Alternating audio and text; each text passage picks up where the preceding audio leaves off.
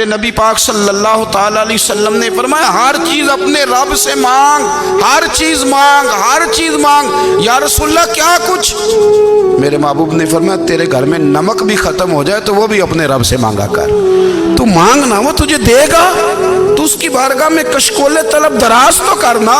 اور ترمذی شریف میں عجیب لفظ ہیں، رسول کائنات نے فرمایا، رب کریم فرماتے ہیں جب میرا بندہ ہاتھ اٹھاتا ہے نا تو مجھے حیا آتی ہے کہ میں خالی کیسے لوٹا دوں اس کے۔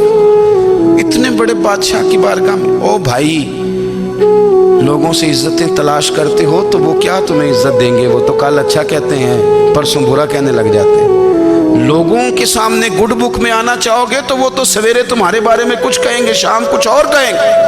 اپنی روحانی زندگی آباد کریں، اپنے مسلح کو وقت دیں، اور دنیا سے چھپ کر اس موبائل کو بند کر کے اور اپنے آپ سے بھی چھپ کے اور تنہا ہو کے چھپا کے سارا کچھ اپنے آنسو اپنے رب کی بارگاہ میں پیش کریں، اس کے حضور حاضری دیں۔ سنو نا ترمذی کی حدیث اور اسے یاد رکھنا، نبی پاک علیہ السلام نے فرمایا اپنے دکھ لوگوں کے سامنے نہ بیان کرنا، سیٹھوں نوابوں کو نہ بتاتے پھرنا، دنیا داروں کے سامنے جا کے نہ رونا کہ میں تکلیف میں ہوں۔ فرمایا اگر دنیا داروں کو دکھ بتاؤ گے رب تمہیں کبھی غنی نہیں کرے گا۔ اور لوگ ہیں کہ الٹا مذاق اڑائیں گے۔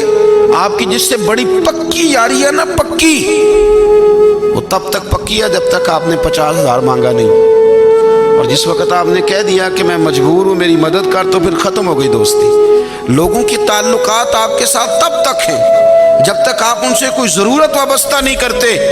کریم محبوب فرمانے لگے بندوں کے سامنے دکھ نہ بیان کرنا، اللہ تجھے کبھی غنی نہیں کرے گا۔ تو اپنے دکھ اپنے رب کو بتا، تو دعائیں مانگ، تو اس کی بارگاہ میں حاضر ہو، تو اس کے حضور عرض کر۔